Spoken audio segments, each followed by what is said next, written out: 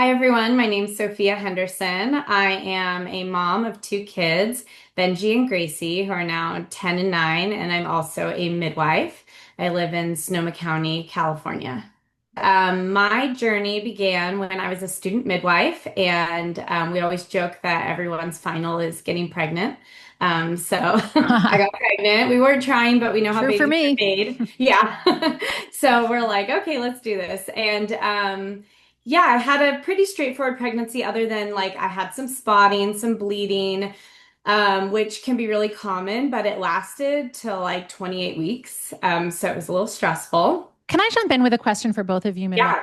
Yeah. Mhm. The whole bleeding thing, I never really understood. Why would a woman bleed all throughout pregnancy? What's going on? Is it something with the placenta? Like what's going on and why is it not a concern? Well, there are a number of reasons. You can have a placenta previa, that can be a reason. You can have cervical bleeding. You can have a hematoma. What was yours, Sophia? They never found out. Yeah, it's often unknown and it usually is self-resolving. Yeah, I had two ultrasounds. I'd gone to like the ER because there was a point, like it was just spotting at 5 weeks. And then at 9 weeks, I just kind of like dumped blood into the toilet. And so that's when I went to the ER. But they were like, we don't see anything. Baby looks great. And I had one more ultrasound and kind of same thing. Everything looks great. So I tried bed rest. I tried off and on a few different things and nothing really seemed to make a difference. And then it just stopped at 28 weeks. Yeah, so I didn't have your typical first time mom labor, gratefully. My water broke in the morning, and 6 hours later, I was holding him in a birth tub in my bedroom, and it was amazing. And my placenta didn't come out. There was an emergency, no hemorrhage. We just like tried a few different things. But around 4 hours, we're like, okay, you can't keep it. So we went to the hospital. I had it removed. We went back home. In the middle of doing that, my son's newborn exam kind of got missed. They had like listened to his heart and lungs, but hadn't done the full exam. They had gone home from the hospital, my team. And so I noticed that something was going on with his breathing when we got home, and we ended up going to the ER where they found out he had no anal opening. And I remember as a student being like, oh, yeah, we checked for that. But I actually never thought what it meant if it wasn't there. So I didn't really know what it meant. And then he was transferred to the big children's hospital in the city in San Francisco. But while we were waiting for the ambulance, poop started to come out of his penis. And I This is remember being frightening. I can't even believe this can really, happen.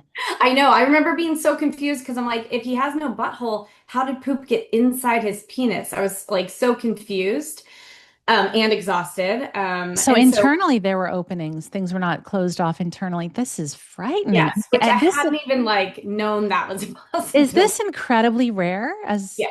uh, Yeah. it's just unbelievable. I can't imagine. Trisha, have you ever heard of this? I've never seen it.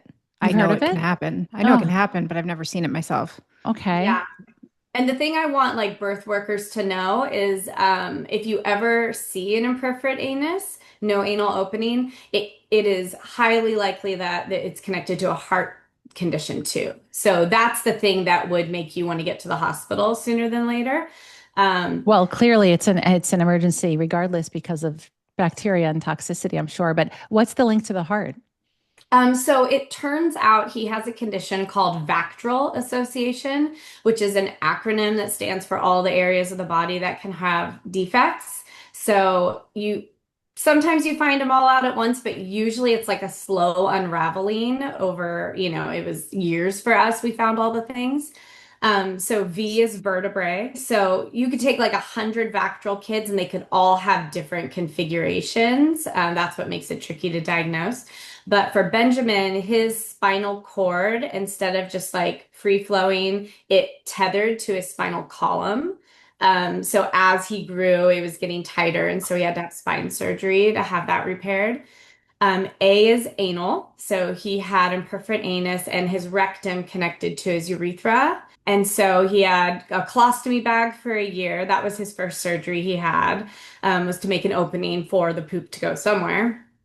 And then he had many like pelvic reconstructive surgeries and then put his, intestines back together when he was about a year, a little over a year.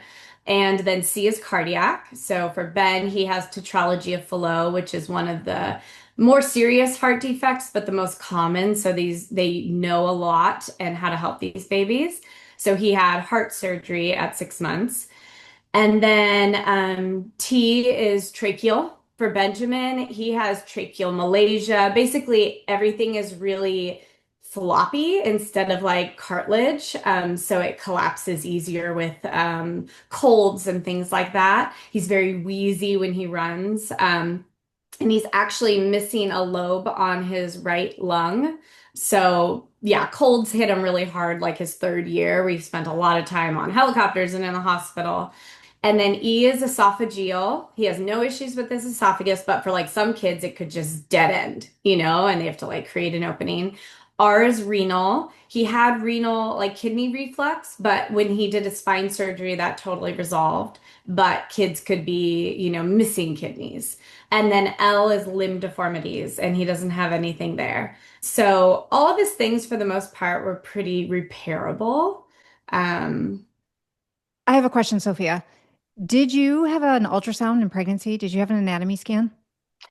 so I had two ultrasounds to look for the bleeding source, and I did not have an anatomy scan. Do you wish that you did, knowing what you've been through now? Would it have Yeah, changed anything? a lot of people ask me that, and I thought really hard about it because of how my birth went and that Ben didn't need medical attention right away. I'm so glad I didn't know. Especially when my bleeding stopped, I was able to enjoy the rest of my pregnancy, have this beautiful home birth. Ben wasn't in danger. He didn't need to go straight into surgery. And I don't think if I had known, I would have felt comfortable doing it home for sure. I don't think my midwives would have. So it's kind of that ignorance is bliss. And if it had made the difference in his life, I'm sure I would be saying something different? Yeah, I Right. wanted to ask that question because it's always a discussion with women choosing to give birth at home. They're typically not choosing to have many ultrasounds, but often they are advised, or even, we might recommend one ultrasound in pregnancy for that anatomy scan in case there is a condition that is not conducive to giving birth at home. But in your situation, most people would probably consider that not conducive to giving birth at home, yet not knowing it allowed you to have a beautiful birth with, all the natural physiology and everything that you dreamed of.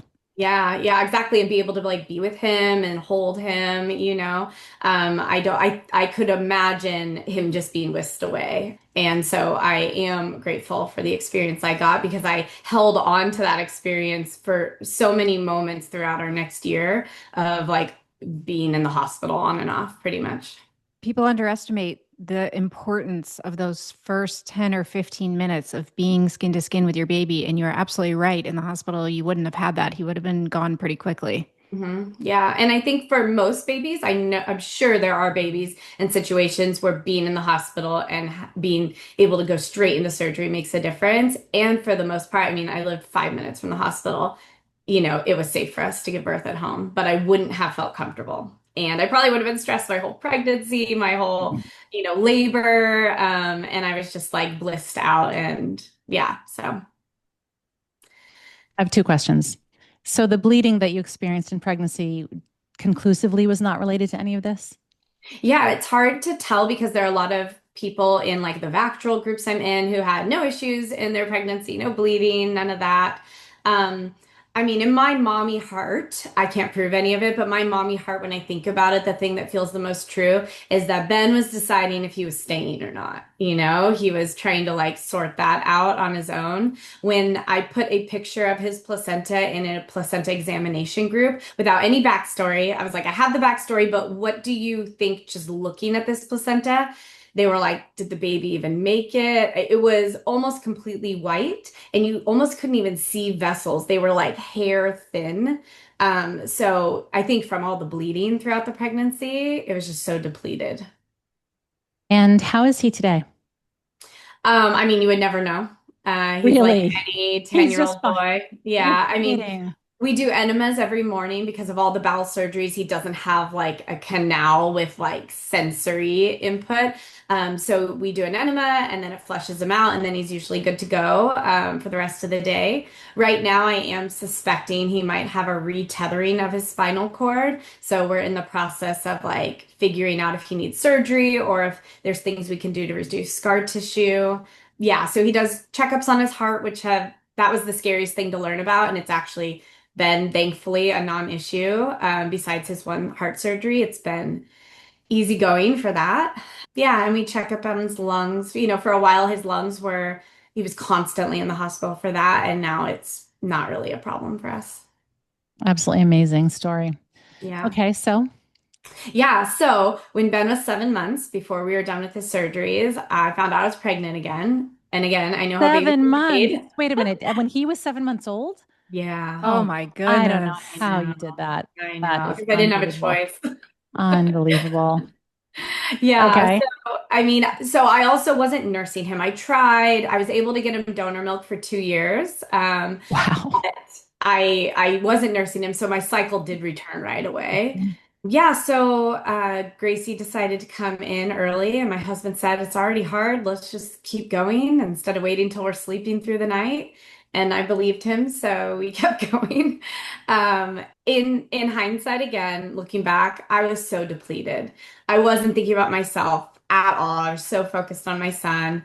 And having back-to-back pregnancies, one of the worry is preterm labor, which I started to have around 30 weeks. I thought it was just a backache, but my midwife was like, time those. And I was like, time a backache. And I was like, oh, you think this is contractions. And they were every 4 minutes. And so she had me get in an Epsom salt bath, drink a glass of wine, which sounds really luxurious, but it was not. I have like a tub meant just for children. And so it was very uncomfortable. But it did, it worked. I was able to stop contractions off and on for about 5 weeks, almost six. Can we just talk for a minute? Why are midwives so big on that glass of wine in pregnancy? It does not ever sit comfortably with me, but all midwives are just like recommending it left and right. Is it really worthwhile given the supposed relaxation it induces in moms? Like, does it really relax women that much to the point where it's worth? I know people say there's no risk at that point to the baby, but it just feels so wrong to me. What's your take on that? You have the wine? I did. I mean, my memory of it all is very vague, but I do think I had it. Is it no Um, big deal? Is it just not, the baby's definitely fine and it's worth, like, does it really relax women? Is it actually, Well, remember when you haven't had a glass of wine in 5 or 6 months, one glass, even half a glass, is going to make you pretty chilled out a pretty couple fast. sips. Yeah, you can feel you can feel it pretty fast. Maybe it's more about calming the mental anxiety when you're feeling that way. The combination of that's what I thought it was.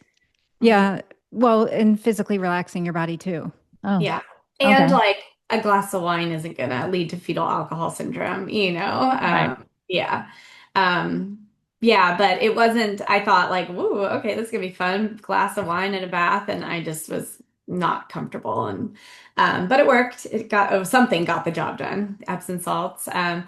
And then around 35, like almost 36 weeks, it was happening again, and it was clear it was not stopping. In California, so she was born in 2016, and in 2014, our laws had changed, and they put tight perimeters on midwives. They could only support home birth between 37 and 42 weeks. And so I was a little over a week shy of having a home birth with my midwife. So we went to the hospital. Governor Jerry Brown, he was doing a lot of pro pharma things in his tenure Yes. there. Not that Yeah. it's very different today, but Yeah. he changed a lot. Yeah. And very unfortunate for my situation. In again, like my mommy heart can't prove it, but I feel like she just would have come out at home and it wouldn't have been an issue. But that was not our story. But I wasn't nervous about going to the hospital. I actually walked in really cocky, as a student midwife who just had her baby in 6 hours pretty recently. I was like, stand back and watch what birth looks like. And I had a C-section. And I was so confused Mm. how that happened. It's really hard to advocate for yourself when you're just like a mom in labor. But I got there and they did a vaginal exam and she was breech. So they wanted to do a C-section right away, but I said no because again, our laws when they changed in 2014 have put restrictions on midwives. They couldn't attend breech or twins in California either at home. But before that, we had been supporting Breech. So I felt confident. My midwife was with me. We all felt confident. So I signed against medical advice and just thought I'll just have my baby and go home. But they just kept sending in the next higher up person to tell me all the horrible things that could happen. And I was like, I know I wrote papers on this. But I just felt like her labor was so much longer than my son's. And I think it was because I just couldn't even get into labor. I was so distracted and advocating. And so I decided I'm going to get this baby to turn head down, have her and go home. So I just got, did some spinning babies thing, did some visualization. She was like rolling inside me. She was, even when they had the ultrasound on me, they're like, okay, she's head down. Oh, now she's transfer. Oh, she's breech again. Oh, now she was just flipping. But then it got to a point where she was head down, but all her umbilical cord was presenting first. So I was like 8 centimeters, bulgy bag, full of umbilical cord, and then baby. And so I kind of like got my butt in the air, sat with that for an hour, was like, if you're going to do a miracle, do it now. Sophia, explain to the audience why that's not a great scenario. Yeah, so the vision I had in my head is if my water breaks and the cord comes rushing out, they're just going to knock me out for a C-section. I'm not even going to be present for this baby's birth. A cord prolapse is A what's cord that's prolapse. called. Yeah. So it hadn't happened yet, but it was like a theoretical possibility that could happen. Very possible. Yes. And so within that hour, we did another ultrasound and she had turned transverse and the cord was still in the birth canal. So I was like, okay, now it's time for a C-section. So we went in, had a C-section. I feel like I made decisions based on other people's fear because I had no fear of having this baby breech. But I did things to manipulate her position and it ended up putting myself in a situation that could be emergent. Um, so that was kind of like a lesson I took from her experience is I made big decisions based on everyone else's fear around me. And When you say that, it sounds like you have regret. I mean, because she's healthy and I learned what I'm about to tell you, I don't because I feel like it was worth it and almost like it was supposed to be that way.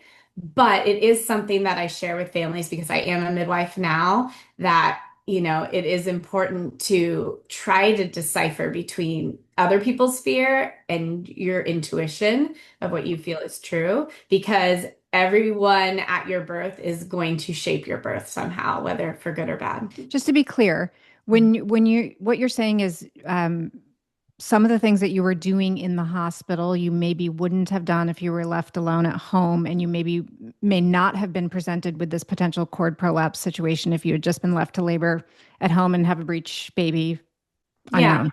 Again, like my mommy heart feels like she just would have come out, breech at home, and it would have been fine. Obviously, I can't go back and do it different, but I feel like it wouldn't have been an issue.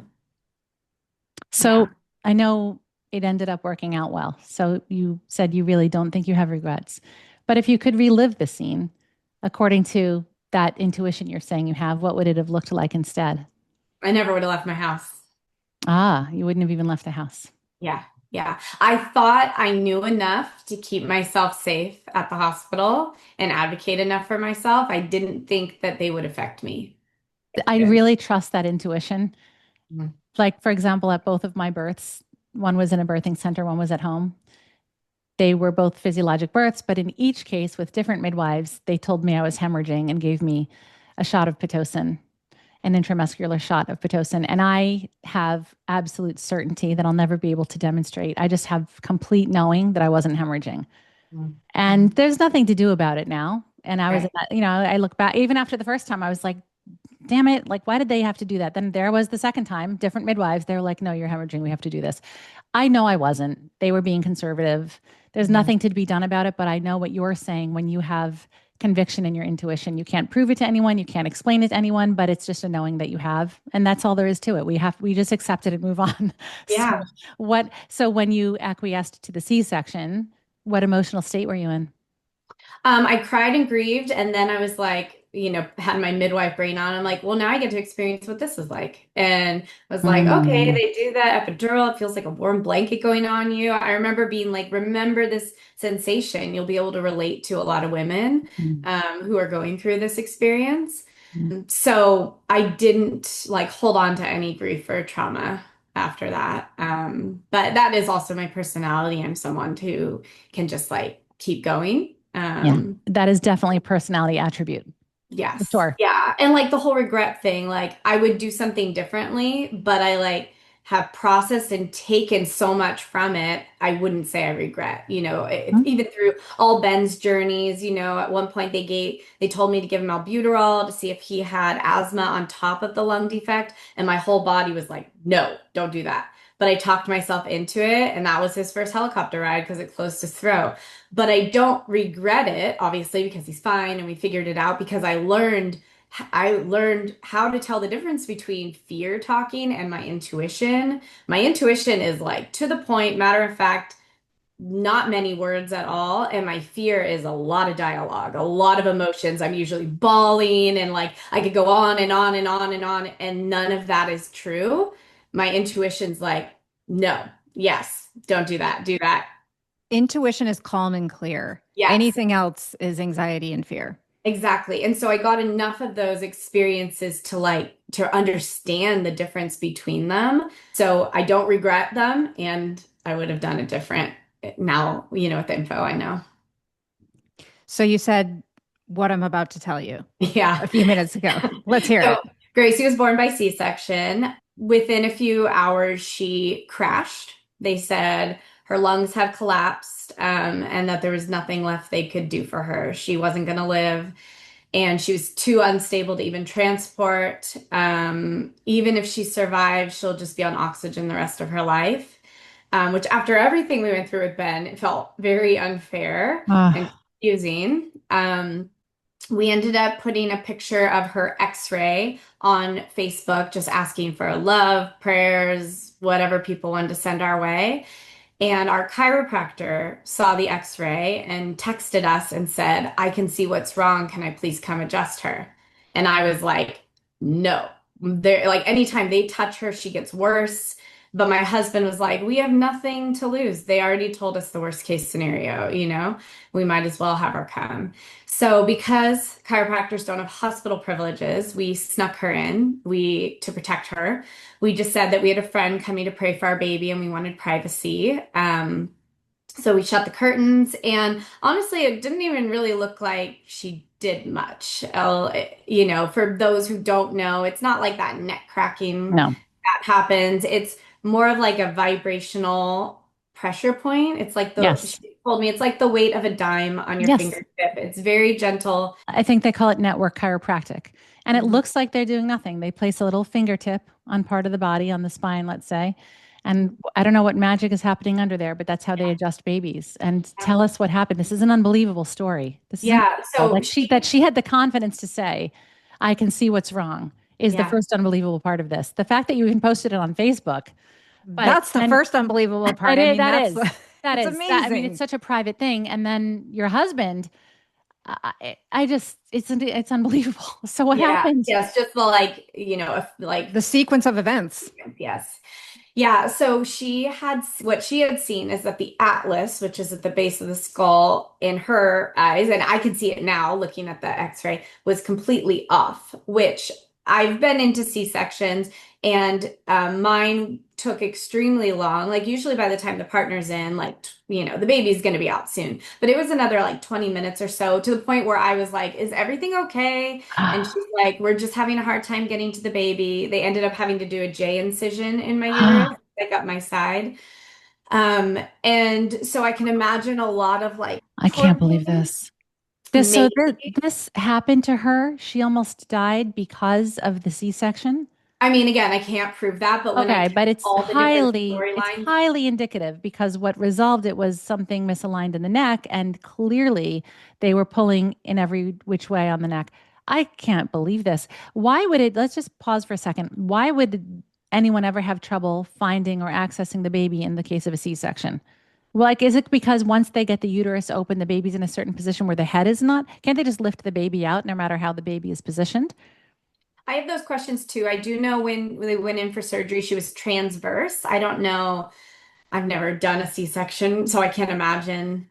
That Well, the makes more incision, sense. the incision is pretty small. They're really Hmm. not cutting a large incision. So if a baby is in a really funky position, it can definitely take some time to get them out of, or if there's somewhere, part of them is stuck a little bit somewhere, or the way their body's positioned, they're just not coming out easily. This happens for sure. But she was also preterm. So it isn't necessarily the the process of the C-section, but the combination of the two, Well, maybe a not. traumatic C-section on top of It could have. underdeveloped lungs. She had underdeveloped lungs. She did, yeah. Yeah, that is because of her age. So what Right. happened when the chiropractor was in there? Yeah, and it's a question I have because I have a podcast too, and I had interviewed Christine Loria on it about preterm births because We've had her. She's great. yeah, she's amazing. And Yes. she's had a lot of experience overseas with preterm babies because there they don't do C-sections unless it's going to save a mother's life. They don't do it to save babies' lives. And she told me in her experience, 35 weeks and on, usually babies do fine. Under that, it can be hit or miss. So again, when I do my whole storyline in my head and decide which one feels the most true for me, I don't feel like she was just going to come out sick, you know? I've seen babies at 35 weeks and they do really well. We had a birth story 30, was she 32? Megan Wilson, 32, 33 weeks, had a baby at home, just totally fine lungs. I mean, it And does baby happen for girls, sure. yeah, mature more fast, like faster. And she was 5 pounds, 10 ounces. I remember them saying, like, wow, she's a good size, you know, she's going to do really well. And then she didn't. But so yeah, she adjusted the atlas at the base of her neck. And what she was saying is all the nerves that are running through there have the potential to be pinched and not working. And that chiropractors, a lot of people think that they're working with bones. And they are, but they really don't care that much about bones. They care about nerves. And Hmm. sometimes bones are impinging on nerves and their function. And for Gracie, it must have been affecting her lungs because within a few hours, she was off everything. No Oh my breathing God. machine, needed nothing. Unbelievable. That Yeah. Okay, is this incredible. this is the story. This is the question of the day. Did the hospital end up learning what happened, and did they have any respect, or how did they respond to this? Yeah, so I tried to keep a secret to protect the chiropractor. Somebody must have heard something because at one point, the pediatrician came in and said, did you have your chiropractor adjust the baby? And I was like, no, she adjusted me, which was true. And he said, do you mind if I talk to her? And I said, sure. And so I texted her, he's calling you, you know, and she's like, that's fine. And she said that on the phone, you could tell he knew, but he wasn't trying to get her in trouble. He was just saying, like, you know, did you adjust the baby? No, I didn't. If you were going to have adjusted her, what would you have done? She's like, I got the image that he was like, this baby wasn't going to live. I just want to know what happened. And so she kind of explained and said that it would be a great service to have at hospitals and in NICUs. And he just kind of ended the conversation with hospital policy is slow to change. And I've kind of taken it on to spread the word, you know, to midwives, to parents. I've contacted the hospital and they have just kind of said, thank you for your story and your case is closed, kind of thing. And I'm a little frustrated by it, but I'm not giving up because I feel like my daughter would not be living today. She's not on oxygen. She's never had any issues. We joke that the only thing they couldn't adjust was her attitude because she's a little bit spicy, but we'll take it. Spicy And daughter? Trisha and I have no idea what you're talking about. Can't even fathom. yeah, and it was a moment where in I looked back and went, "Oh my God, this happened with my son." And I hadn't recognized at the time. So Benjamin had his first surgery at 36 hours old to make the opening in his belly for his intestines so that we could have a colostomy bag and he could poop. And he crashed after his C-section, and he was on the same breathing machine. But the story was not, he's not going to live, we've given up kind of thing. The story was, we think he has a blood clot, we can't find it, he's going to be okay. But it was scary enough where they like called us up from the Ronald McDonald House in the middle of the night saying, you should come up here, he's not doing well. What do you mean the So Ronald McDonald House? yeah, at the UCSF Children's Hospital, they have what they call a Ronald McDonald House downstairs where parents can sleep and have like a room to stay nearby their baby while they're in intensive care. So we could go down there to sleep, and they had called us up in the middle of the night because he wasn't doing well. But there was no like end of days kind of talk. So in my head, I'm like, okay, he's going to get better. The next day, the chiropractor had come to adjust me because I was having some back and neck pain from, I think my husband pushing so hard on my lower spine. But I mean, it's not his fault. I was like, are you even trying? Like, go harder. So, but I had some like nerve pain. And so she had come to adjust me and offered to adjust Ben. And we were like, okay, sure. And we kind of did the same thing, you know, because she's like, I don't have hospital privileges. And he got better after that. But at that time in my life, in my head, I was like, oh, it's not going to hurt anything. He was probably just about to get better anyways. And now I question what it did and how much it did actually help. Um, So how do you bring this into your current midwifery work? Is it a exactly. prerequisite for working with you that they have a chiropractor? Not necessarily. I always disclosed how biased I am towards chiropractic care. But, you know, I've shared my story, and we actually have a chiropractic team on call for our practice. We'll use them for really long births if we think, you know, an adjustment in mom's pelvis can help a baby navigate. We've definitely had situations where I had a baby who you know, I've learned a lot about oxygen levels, and I know that in the 80s is not normal for a baby, but it's not dangerous. They're not going to lose their life. Their organs are not going to be affected. 70s, yes, you don't want to mess with that. So we had a baby that was not normal, but not where I had to like call EMS right away. Talked to the parents, talked about chiropractic, talked about NICU, what all the options were. They opted to have a chiropractor come. Levels were normal as soon as the baby is done being adjusted. But for oxygen levels, I was like, okay, this isn't normal. Something's going on. And I don't have to call an ambulance right away. I feel like baby midwife me would have, but everything I learned about my son and all the specialists I worked with, I knew like, okay, this isn't an emergency, but it should be fixed, you know? And the family felt comfortable having a chiropractor. And I feel like we like dodged baby jail because of it. Because if we had gone, you know, they just would have been on all sorts of machines and, you know, stayed there, and then they get jaundice and they have to stay longer, and, you know, the whole thing. You know, if chiropractors would just stop cracking people's necks, everybody would go to them without fear. But I feel like it's that one thing that they do that makes everybody so afraid of chiropractic. But insurance, almost every insurance company pays for chiropractic care, which tells you something about how effective it is because they would not pay for it so easily if it didn't work. And it really does work, but people are really afraid of it. Well, they also, what you're saying is true, but they also don't typically cover acupuncture, which should be covered and is covered in Europe and probably every other country, because the Chiropractic Association is better organized and they have just better lobbyists basically to make That's their part of case. it. And acupuncturists have never been well organized, but they really should be because it's another outstanding modality, obviously, for health and everything.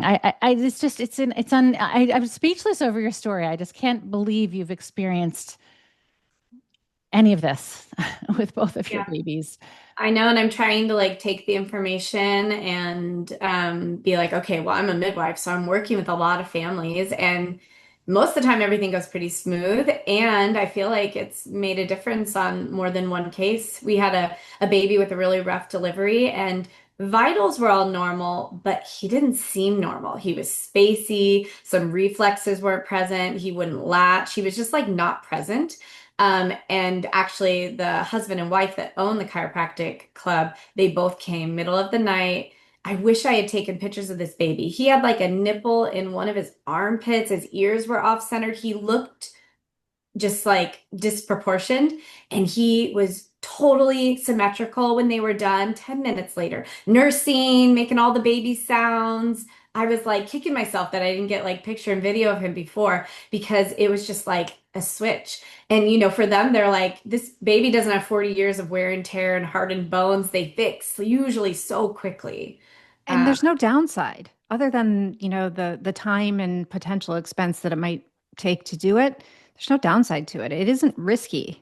Yeah, a lot of people do have that fear of like, you're gonna crack my baby's neck. Like they have that Right. image in their head. So painting a picture really helps of what it looks like. But we've had babies that like they'll come adjust and they just clear up so much fluid, and they're like, they had like a faster heart like breathing pattern before that just resolves and settles and Because imagine if your nerves aren't firing properly, nothing is working properly. So people have to stop thinking about it as adjusting the skeletal system, but it's really about adjusting the nervous system. helping babies latch better with nursing. We've seen a lot of help with that. And if this appeals to people, there are network chiropractors who work on adults. It's not only for babies. It's usually exclusively what they do with babies, I believe. But there are network chiropractors who stick to that modality alone. They don't ever crack. Yeah. There's one here in Westport who's really good, and I once went to her with like a severe headache, and usually when I would get those headaches, they would last days. Yeah. And by the end of the appointment, it was absolutely down a full 50, 60%. And by the evening it was gone. It's just, I don't know what you're doing, but Yeah, seriously. she would gently touch like with the weight of a dime on part of my spine. And she would say, focus on this area, breathe into it. You're just going to get your brain to reconnect to this spot. And I was like, okay, whatever you say. Yeah. But time and time again, just these remarkable things could come of it. So Yeah, it yeah. changed the way I think about chiropractic. It's like our go-to now for almost anything. My son had recurrent ear infections, really high fevers. And they would come and adjust and like open up, let everything drain, and they would resolve. So we joke, we're like, cut your arm off, go to the chiropractor.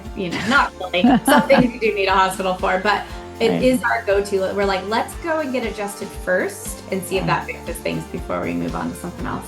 Yeah. Incredible. Awesome story. Yeah, I mean, the thing that I just want to say to families is the thing that I learned the best through these experiences was what we talked about, intuition and fear. Like really honing in on that because you can get wrapped up in fear and believe that it's your intuition talking to you. And so that was something that was really valuable through this whole experience, to learn the difference between those. And just to like trust what your body's telling you because it's probably right.